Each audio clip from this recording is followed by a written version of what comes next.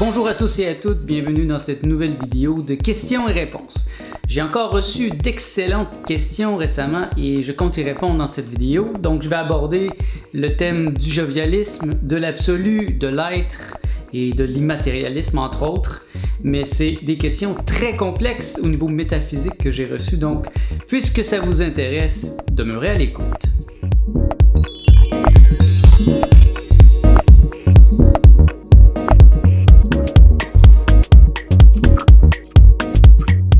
Mon nom est Nicolas Lehoux et bienvenue dans l'univers jovial de Nicolas. Dans toutes les vidéos que je mets sur ma chaîne YouTube, je vous propose un programme pour un nouvel univers, car une nouvelle ère nécessite une pensée nouvelle. Commençons donc par la première question, la plus complexe au niveau métaphysique. L'absolu est-il en fusion avec l'être? C'est une question très complexe, vraiment très complexe, et ce sont deux mots, l'absolu et l'être, qui sont vraiment aussi très subtils à comprendre et qui ont été débattus depuis des milliers d'années par les philosophes. Donc, pour le mot absolu et pour le mot être, il peut y avoir beaucoup de définitions, et donc c'est très difficile de répondre clairement à cette question. Mais je vais tenter quand même le coup ici, en donnant premièrement mes définitions. L'absolu est un centre de référence et il n'a de sens que s'il nous renvoie à nous-mêmes. L'homme fait l'absolu à partir de ce qu'il découvre en lui-même. L'absolu apporte l'équilibre, il représente la coïncidence entre la liberté et le destin. Être, c'est vivre de l'essence de l'absolu. Être, c'est vivre de l'essence de l'absolu et vivre ainsi, c'est être un avec soi-même. On découvre son être en y pensant toujours. Ainsi donc, l'être naît d'une aspiration qui s'est cristallisée. Être, c'est une sorte de disposition qui nous oblige à ne dépendre que de nous-mêmes. L'homme qui ne sait pas se ressourcer lui-même est comme le primitif qui meurt de faim à côté d'un frigidaire plein parce qu'il attend d'avoir la permission du sorcier pour y manger. Toutes ces définitions, c'est un peu abstrait et j'avoue que moi-même, parfois, je m'y perds dans les mots parce que, comme je l'ai dit, il y a beaucoup de philosophes qui ont abordé le sujet et parfois même, ils s'opposent l'un et l'autre. Donc, avant de répondre à une question philosophique, il faut d'abord se demander quelle est pour nous, ou quelle est pour moi, la définition de ces mots. Et pour te donner un exemple plus simple, dans mon expérience à moi j'ai découvert l'absolu avant de me donner un être. J'ai découvert l'absolu par mes expériences psychédéliques. Et c'est arrivé une fois en particulier, je m'en rappelle et je vais toujours m'en rappeler. C'était sous une haute dose et là, cette fois-là, c'était pendant la nuit. Ma compagne dormait à côté de moi et c'est comme si j'étais entré dans un tunnel et là, je me suis mis à descendre, jusqu'au point où j'ai touché le fond. Et là, à ce point-là, il y a comme eu une vague, comme si l'eau s'était mise à monter. Et l'eau, c'était comme de la lumière. Et là, je me suis senti heureux et plein. Et je savais à ce moment-là que j'avais touché l'absolu. Je me suis réveillé d'une certaine manière. C'est comme si l'expérience psychédélique était tellement un niveau subalterne de cette expérience de joie profonde que je ressentais à ce moment-là que mon expérience psychédélique elle a arrêté en plein milieu et j'étais heureux. C'était une joie profonde. Je me suis assis dans la cuisine et je suis resté à baigner dans cet absolu, dans cette joie profonde. Et ma compagne l'a ressenti, elle s'est réveillée elle aussi, elle m'a dit qu'est-ce qui se passe. Et elle a senti aussi qu'il s'était passé quelque chose. Et depuis ce temps-là, j'ai jamais perdu le contact avec l'absolu. Donc j'ai découvert l'absolu. Et c'était une surprise pour moi d'arriver à cette étape. Par contre, l'être, je me le suis donné par un processus volontairement conscient. Et dans mon cas, ça s'est produit après avoir trouvé l'absolu. Donc quelques années plus tard, après avoir trouvé l'absolu, j'ai compris intellectuellement le concept de l'être et j'avais compris que pour être moi-même, pour être plus moi-même que moi-même, ben, il me fallait enlever les programmes en moi qui n'étaient pas moi. Et donc, j'ai trouvé la solution à ce moment-là. Je faisais beaucoup de peinture. J'ai donc décidé de créer une série de peintures, de 12 peintures, des 12 personnes les plus proches de moi. Et ça, j'ai fait ça de manière très, très hyper réaliste, en petit format avec de l'acrylique. Et j'en ai fait deux. J'en ai fait une pour moi et une pour la personne. Donc, ça m'a pris presque un an pour faire ce processus. Et ce que ça l'a fait finalement, c'est que en peignant la personne, ça m'a obligé à réfléchir à propos d'elle, à la comprendre, à lire sur son visage, ses traits, qu'est-ce qu'elle est, et à l'enlever de moi pour me libérer des programmes, et des expectatives, des espoirs de tous ces gens qui étaient autour de moi. Et ça m'a pris un an et finalement, après un an, j'en suis arrivé à ma peinture et à la fin du processus. Et c'est là que je me suis donné un être. Et je l'ai senti, j'ai vraiment senti, à ce moment-là, j'étudiais le jovialisme et j'avais compris c'est quoi se donner un être. Et donc, ça s'est passé comme ça. Et donc, c'est une question qui est difficile à répondre. La fusion entre l'être et l'absolu, pour moi, comme tu vois, ce sont deux principes différents. Et à un certain point, lorsque tu te donnes un être, il n'y a plus d'extérieur. Et donc, tout est en fusion, si ça peut répondre à ta question. Donc, oui, il y a une fusion entre l'absolu et l'être. La deuxième question est la suivante. Est-ce en manifestant son être que l'on sort de l'illusion matérialiste? Déjà, je suis obligé de t'arrêter parce que pour moi, le monde n'est pas une illusion. Donc, il n'y a pas une illusion matérialiste. Si je croyais que le monde est une illusion, j'irais plutôt dans le sens des bouddhistes qui croient à la Maya, c'est-à-dire que le monde est un rêve duquel je dois me réveiller. Et donc, ce rêve n'est pas réel. Et c'est pour cela que je dois m'en éveiller, que je dois m'en échapper pour entrer dans la vraie réalité. Je suis jovialiste et pour moi, le monde n'est pas une illusion. Il est réel.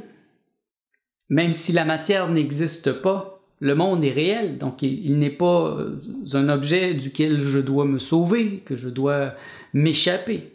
Je l'assume à 100%. Encore là, c'est très subtil.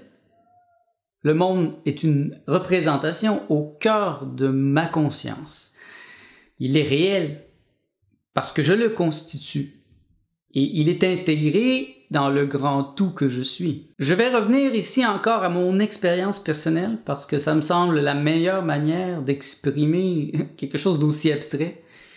Moi, j'ai compris que la matière n'existe pas avant de me donner un être. C'est encore lors de mes expériences psychédéliques, à force de faire des expériences psychédéliques à haute dose.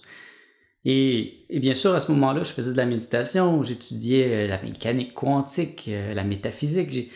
À force de faire toutes ces expériences, j'en suis venu à la conclusion que la matière n'existe pas. Et encore là, il faut définir c'est quoi la matière.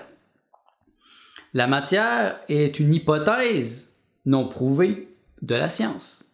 Au contraire, la mécanique quantique aujourd'hui, la nouvelle science, semble revenir vers cette idée justement que la matière n'existe pas, que par-delà les électrons, par-delà les mésons, par-delà tout ce qui semble être fini, il y a un champ d'énergie et qu'un électron peut être et ne pas être. Il peut être la matière de l'antimatière. Pourquoi les scientifiques ont amené l'hypothèse que la matière est finie et donc que l'univers, le monde est fini, a une limite? C'était pour pouvoir extrapoler sur leurs propres hypothèses, mais cette hypothèse ne tient pas la route. Et si vous avez mis cette hypothèse au centre de votre conception du monde, bien un jour ou l'autre, vous aurez une très grande surprise. Un bel exemple pour moi, c'est lorsqu'une personne meurt. Si elle a des attachements à ses possessions matérielles, eh bien, elle va rapidement comprendre qu'elle ne peut pas emmener son argent avec elle, qu'elle ne veut pas emmener ses meubles, elle ne peut même pas emmener son corps physique avec elle. Et là, il y a comme une libération de cette fausse représentation. ce que les hindous vont appeler l'illusion. Donc, pour revenir à la question qui est, est-ce en manifestant son être que l'on sort de l'illusion matérialiste? Bien, dans mon cas, ça s'est fait à l'inverse. Je suis sorti du programme, de cette idée farfelue que la matière existe, avant de me donner un être. Par contre, c'est parce que j'ai un être, c'est parce que je me donne un être présentement que je peux vivre dans ce paradoxe en paix et continuer à être heureux. Parce que sinon, ça serait comme un trou noir qui m'écraserait, qui me rendrait totalement ineffectif. Ce genre de questions métaphysiques peuvent être répondues autant oui que non. Et je peux dire aussi que c'est oui, c'est en manifestant mon être que je peux passer à travers cette idée que la matière n'existe pas. Dans le sens que c'est mon être qui me permet de garder ma voie et de rester sur le bon chemin. Un peu comme, encore là, je reviens souvent vers le film Matrix. Vers la fin, dans le 3e épisode, presque à la fin, on voit Neo qui est rendu dans la machine et qui marche sur un fil, sur un petit morceau de métal pour aller rencontrer la machine, finalement. Et lui, il ne voit que des chiffres, il voit que de la lumière, il voit vraiment l'énergie, alors que quelqu'un d'autre qui serait avec lui verrait seulement la matière, il verrait juste le morceau de métal, toutes les bébites en mécanique qui se faufilent, etc. Et c'est un peu ça. Dans l'être, je peux voir la lumière, je peux voir qu'il y a quelque chose par-delà la réalité physique. Et je crois aux lois de la physique. L'immatérialisme est un concept très profond auquel je peux revenir très, très facilement si ça vous intéresse et si vous me posez des questions à ce sujet. La matière n'existe pas dans le sens que je ne reconnais pas que le monde est fini, puisque moi je me sens infini. C'est absurde de croire qu'une partie de moi-même est finie. Que par exemple, quand je vais mourir, je vais me séparer de mon corps. Il n'y a pas de séparation dans l'être. Donc à la mort, il n'y a pas de séparation. Il n'y a pas l'esprit dans l'invisible et le corps dans le monde physique. Et c'est là que je prends une grande distance des concepts chrétiens, bouddhistes, ou qui amènent aussi l'idée du samsara, de la réincarnation, de la renaissance. Il n'y a pas ce concept dans l'immatérialisme, parce que la matière n'existe pas. Et comme je l'ai dit, il y a quand même les lois de la physique, parce qu'il y a déjà des gens un peu stupides qui m'ont dit « Si tu crois que la matière n'existe pas, ben, lance-toi d'une maison, on va bien voir. » Je dis « Mais je suis pas stupide. Je crois aux lois de la physique. Si je me lance du toit d'une maison, bien sûr que je vais me blesser ou je vais peut-être me tuer. Mais je le ferai pas parce que je suis pas stupide. Par contre, je suis assez intelligent pour comprendre que le jour où je vais me dissocier de mon corps pour autrui, de mon corps dans le monde ici, eh bien, le monde ne va pas cesser d'exister. Je vais continuer à être. Est-ce important de créer, inventer sa propre réalité pour être en paix et heureux? La création de moi-même a toujours été fondamentale pour moi. Et je peux dire que c'est vraiment à partir du moment où j'ai commencé à faire de la bande dessinée, à l'âge de 10 ans, que j'ai commencé à me créer consciemment. Bien sûr, j'ai commencé par dessiner ce que je connaissais. Donc, si j'avais besoin d'une maison dans mes bandes dessinées, eh bien, je prenais celle dans laquelle je vivais. Si j'avais besoin de certains personnages, je prenais mes parents, des gens autour de moi, moi-même. Et par ce processus, je me suis amené à me créer moi-même, à ne pas vivre comme la majorité des gens. Et ça a été un facteur de bonheur dans ma vie depuis ce moment-là. Je peux dire que j'étais heureux quand même avant, mais c'était moins conscient. C'est à partir du moment où j'ai trouvé ma passion, que je me suis rendu compte que j'étais un BDiste, que je suis un artiste, que j'ai commencé à m'inventer. Et ça a toujours continué dans ma vie, ça. La création de moi-même me semble fondamentale pour être en paix et être heureux, parce que si une personne ne se crée pas, si elle laisse les autres la créer à sa place, elle ne saura jamais ce qu'elle s'est donné à être. Elle va toujours être ailleurs. Et ça, j'ai vu ça souvent. J'ai rencontré beaucoup de femmes qui avaient laissé leur père les guider vers un chemin qui n'était pas le leur, qui était un chemin plutôt rationnel.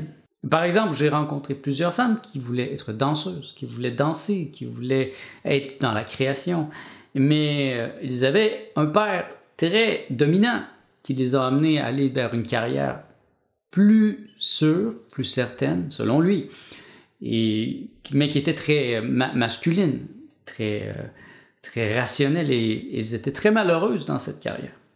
Et quand je leur posais la question, ils se rendaient compte à quel point elles s'étaient laissées diverger par leurs proches. Mais dans mon cas, la création de moi-même était très forte parce que je savais qui j'étais, parce que je m'exprimais moi-même dans mes bandes dessinées. Et j'ai commencé aussi assez rapidement à faire mon propre journal. Et donc, quand même ma famille ou des gens proches de moi ont tenté de me pousser, me faire aller vers un emploi plus rationnel, ben j'ai toujours résisté. C'est ainsi que si tu sais clairement ce que tu veux et si tu manifestes ta réalité sans compromis, eh bien tu peux être 100% toi-même, et c'est en étant 100% toi-même que c'est facile d'être en paix, d'être en harmonie, d'être heureux.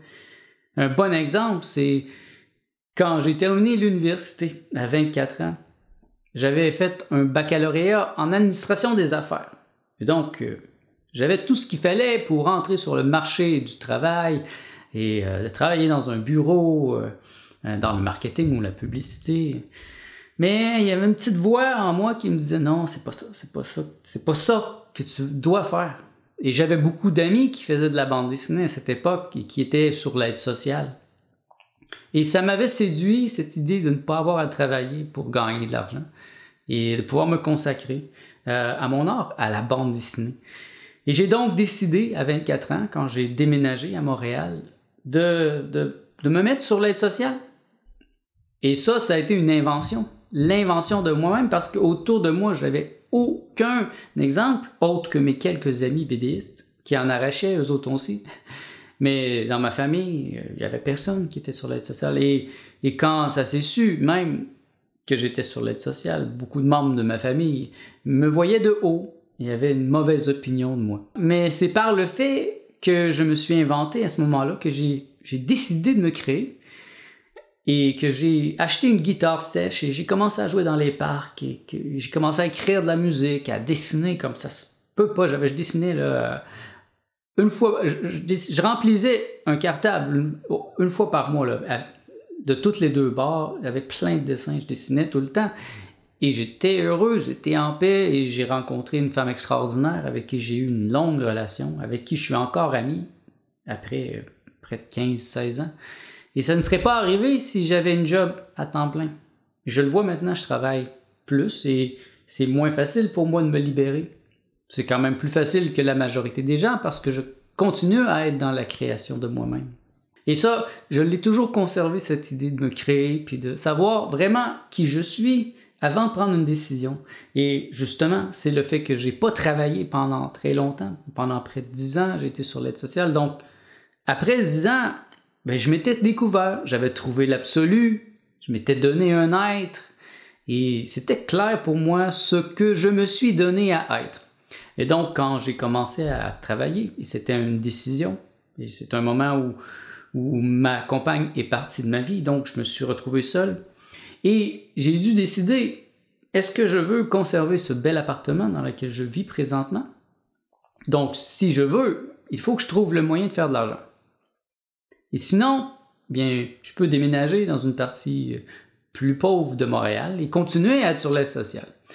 Et encore là, j'ai écouté ma petite voix m'a dit, là c'est le temps, vas-y, ouvre-toi.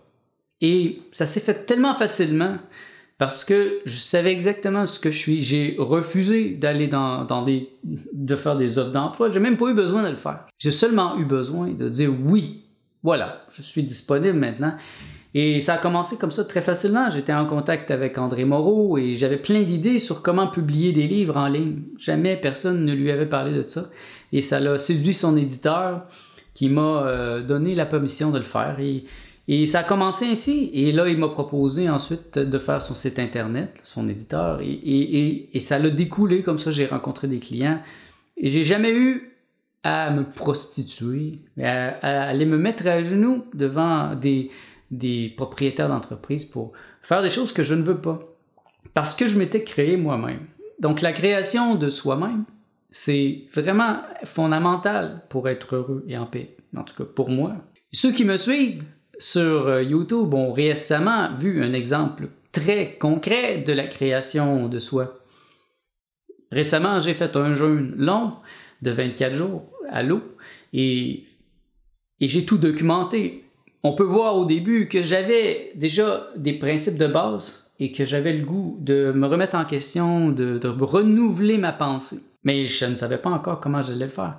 Et il a fallu que je passe à travers cette expérience, qui est une expérience très profonde. Et là, je me suis changé. Et vous pouvez voir un changement très profond. Pas dans mes idées les plus profondes, parce que les idées maîtresses dans ma vie n'ont pas changé depuis très longtemps. Par contre, dans les détails, eh bien, je me suis recréé. Donc pour moi, présentement, il me semble que c'est plus intelligent de manger cru et à la limite végétalien. Parce que, pas que la nourriture en général est pas bonne, mais la nourriture qui nous est donnée aujourd'hui par les supermarchés, par l'industrie, elle est toxique. Donc c'est toxique de manger de la viande. On est loin d'un chasseur là, qui chasse son bison et qui, lorsqu'il l'a tué, il remercie le bison, il va le bénir, il va prendre tous les morceaux de la carcasse pour ne perdre rien. Et donc, il y a un respect, il y a une gratitude. On n'a plus ça aujourd'hui. Et donc, dans le monde tel qu'on est aujourd'hui, dans la création de moi-même, je me crée d'une autre manière. Pour être heureux, pour être en santé et pour être en paix, il me faut me recréer. Et c'est ce que j'ai fait récemment. Et il vous suffit de revoir les dernières vidéos à partir du début même de mon jeûne jusqu'à aujourd'hui. Et vous allez voir le processus de création de soi en plein, sous les feux de la rampe. Ce qui est évident, c'est que si tu veux te créer toi-même, eh bien, ça va te prendre une volonté de faire. Parce que si tu veux être un individu singulier, si tu veux être 100% ce que tu t'es donné à être, eh bien, ça risque de barder autour de toi. Tu risques de recevoir beaucoup d'opposition parce que la majorité des gens ne veulent pas que tu sois toi-même. Ils veulent que tu sois leur valet, ils veulent que tu sois leur serviteur. Et du moment où tu vas décider de prendre le contrôle de ta vie, de prendre en charge ce que tu es, ça va déplaire à beaucoup de gens. Mais ne t'en fais pas, il va y avoir une période rock and roll, une période où ça va brasser, mais les gens qui ne sont pas au bon endroit dans ta vie, ils vont partir. Et les bonnes personnes vont arriver. Et donc, le processus de création de soi, oui, pour moi c'est important que ça soit lié au fait d'être en paix et heureux. Est-il cohérent que je sois Dieu tout en pensant que Dieu est tout ce que je ne suis pas? D'abord, encore là, c'est très important de voir c'est quoi ta définition de Dieu. Pour la majorité des gens, Dieu est un principe extérieur, un papa dans le ciel et très, très jaloux et dominant. Mais ce n'est pas ma conception de Dieu. Vraiment, je ne suis pas un transcendentaliste, je suis un immanentiste. Donc Dieu pour moi est tout autre et c'est un principe immanent, c'est ce que je suis fondamentalement. Donc je pourrais utiliser un autre mot. Dans d'autres systèmes de pensée, ils ont beaucoup utilisé des mots autour qui sont par exemple le bonheur, liberté, énergie, conscience, ou félicité. La félicité est très importante. La félicité, il y a comme une légèreté, c'est un bonheur d'une légèreté sublime. Et c'est ça pour moi, être Dieu, être le Dieu vivant. Et pour d'abord que je puisse répondre à cette question, il faut que je t'amène à être conscient que pour vraiment comprendre et répondre à ta question, il te faut comprendre le paradoxe, ou plutôt en faire l'expérience. Parce que comprendre le paradoxe, c'est quelque chose, mais en faire l'expérience, ça c'est tout autre chose. Moi j'en ai fait l'expérience un jour, lors d'une expérience psychédélique, où soudain, je me suis éveillé en état de transe, et là, j'étais l'univers, et en même temps, l'univers était en moi. Et c'est un paradoxe impossible à comprendre rationnellement, et c'est comme si ça l'avait craqué, l'énigme. Ça a fait crac! Et là, j'ai compris, c'est les deux en même temps. Et je me suis esclaffé, j'ai commencé à rire dans l'expérience, même pas au niveau physique. Et à partir de ce moment-là, j'ai commencé à comprendre vraiment c'est quoi le paradoxe. Et donc, il faut comprendre aussi que d'une part, par mon être, je ne suis séparé de rien, ou par l'absolu. Et d'autre part, par mon essence, je suis séparé de tout. En ce sens, être Dieu, c'est intégrer ta personne dans ton être. C'est donc intégrer ton essence à un niveau supérieur. Dans l'expression « je suis Dieu », pour moi, le « je suis » est beaucoup plus important que Dieu. Je pourrais même prendre Dieu et le mettre à la poubelle. Parce que Dieu est un concept rationnel. C'est un mot qu'on a mis sur quelque chose qui n'a pas de mot. Être Dieu, c'est quelque chose qui est non rationnel dans ma pensée à moi. Parce que je ne suis pas un transcendentaliste. Donc, Dieu n'est pas un principe extérieur à moi. C'est même plus proche que le Brahma dans l'hindouisme. Le Brahma est un principe intérieur, comme le personnage avec 3 visages. Les 3 visages représentent justement la non-dualité et la dualité. C'est donc en me faisant le Dieu vivant que je ne suis séparé de rien. En me donnant un être, je ne suis plus séparé de rien. Mais, bien sûr, il y a certaines journées où je pense plus que je suis. Et il y a certains autres jours que je suis plus que je pense. C'est comme un mouvement de balancier très subtil. Et c'est ça, vivre dans le monde aussi, en état d'éveil. Parfois je suis, et parfois je pense. Et si je n'étais qu'être, eh bien peut-être que je ne serais plus ici à parler devant cette caméra. Je serais peut-être dans une grotte à me consacrer complètement à mon esprit, à être.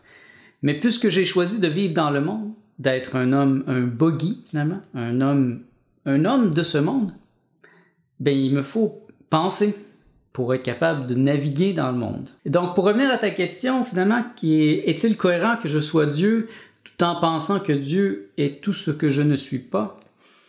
Eh bien, si tu vois dans ma pensée à moi, c'est impossible. Si tu es Dieu, tu es tout. Mais si tu es Dieu, un Dieu chrétien, ouais, c'est possible. C'est possible parce que le Dieu chrétien est un Dieu transcendantal. Donc, mais encore là, certains chrétiens vont penser autrement. Et donc, c'est très important, si tu veux répondre fondamentalement à cette question, de définir c'est quoi Dieu. Moi, je te donne simplement une carte. Et la carte n'est pas le territoire. C'est ça qui est important de comprendre. Si tu veux répondre à ces questions métaphysiques, et tu dois prendre ce que les gens vont te donner de l'extérieur, comme je le fais présentement, et l'intégrer dans ta pensée la plus profonde. Donc, les mots que j'ai utilisés dans cette vidéo, Dieu, la matière, l'être, l'absolu, tu dois leur donner ta définition. Parce que si tu regardes l'histoire de la philosophie, la majorité du temps, les philosophes qui arrivent, ils vont même contrecarrer tout ce qui a été dit avant eux. Ils refont le monde à leur image. Ils ramènent tout sur leur territoire et ils redéfinissent des termes qui parfois ont été acceptés depuis des milliers d'années. Et ça, c'est important que tu dois le faire. C'est ça la philosophie. Tu dois questionner l'autorité et tu dois donner les définitions parce qu'un jour ou l'autre, cette question que tu me poses te sera posée à toi-même et tu vas devoir faire comme moi. Premièrement, définir les mots. La métaphysique est très excitante et je suis conscient que ça l'amène toujours plus de questions. Mais à un certain point, vous allez trouver comme un fondement. En trouvant l'absolu, vous allez trouver un point de référence sur lequel appuyer votre pensée. Sans l'absolu, je n'étais pas capable de commencer à construire quelque chose d'éternel, de solide, d'indestructible.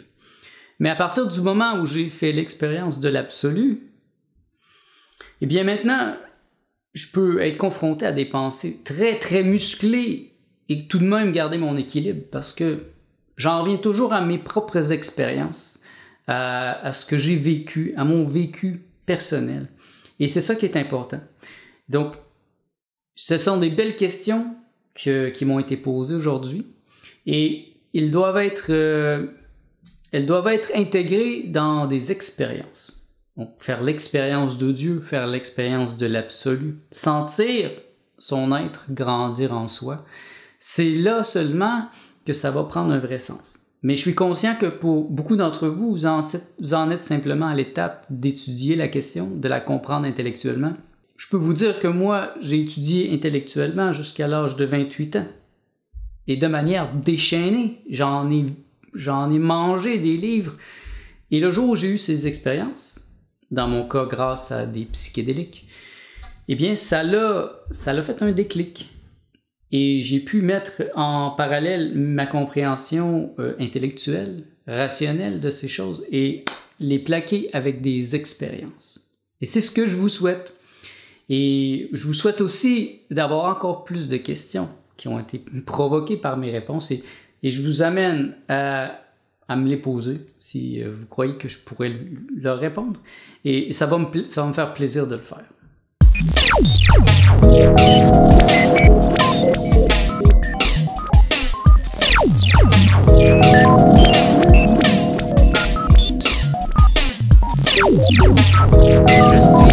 Je suis le maître psychédélique. Je ne passerai pas inaperçu encore bien longtemps.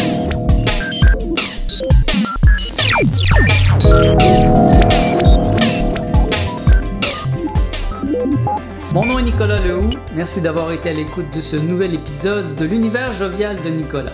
Si vous avez apprécié et si ça vous a stimulé, si ça vous a touché, je vous invite à me donner un pouce ou à la partager sur vos réseaux sociaux. Je vous invite aussi à vous abonner à ma chaîne YouTube afin de recevoir chaque semaine les notifications à propos des nouvelles vidéos que je vais y ajouter. Car en effet, à chaque jeudi, j'ajoute une nouvelle vidéo sur ma chaîne YouTube. Merci d'avoir été à l'écoute.